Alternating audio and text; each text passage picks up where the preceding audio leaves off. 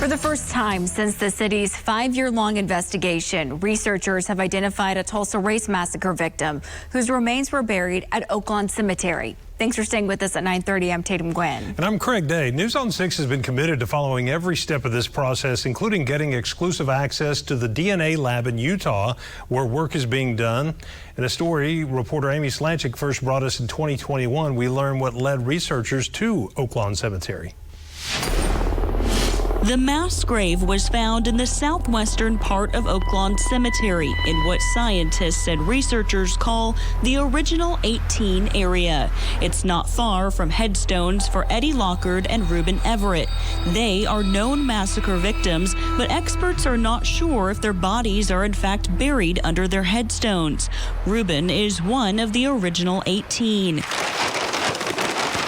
And to study the original 18, historical researcher Betsy Warner says, start with this Tulsa Tribune article from June 2nd, 1921, which says bodies were held at 2 funeral homes until someone could dig the graves. This article tells us there were 18 bodies destined to go to Oaklawn, and nobody was taking them. Here's a list of exactly who Betsy says the original 18 are. There are 9 names on the list, and the rest are unidentified. All of them, even the unknown, have death certificates saying they're buried at Oaklawn. Even now, I can sit and read these and learn new things every day.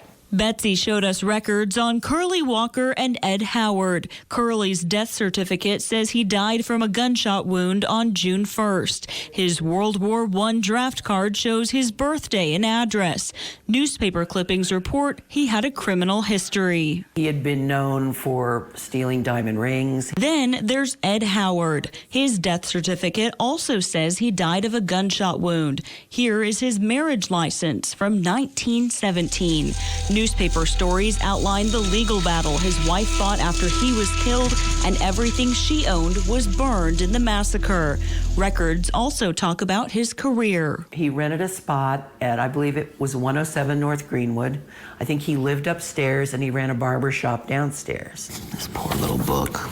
Ed is also listed in this century-old Tulsa City Directory. Safety First Loan Company. That's the business he had started with Mr. Gurley. Another one of the 18 is a stillborn baby boy. The 2001 State Commissioned report offers this insight about him. The wife had just had a baby that had died at birth.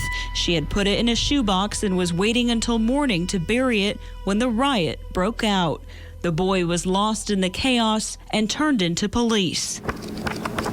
Betsy is now combing through these historic details, picking up the research from her dad, Dick Warner. He had notes and notes and notes. He spent years studying the massacre to help with the state commissioned report.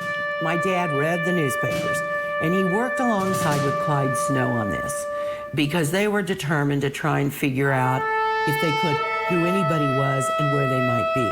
She says her dad, who died in 2009, tracked down funeral home records connected to the names in newspaper articles about the massacre.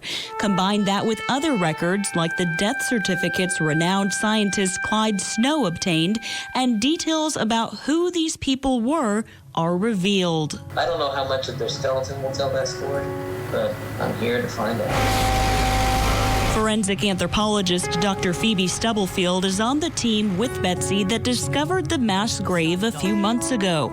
Going forward, she believes they're in the right spot to uncover some answers. I am confident we'll have enough information available to know whether they are race massacre victims or not. While her work will focus on studying the remains and looking for signs of trauma like burning or gunshot wounds, the human toll won't be lost on her.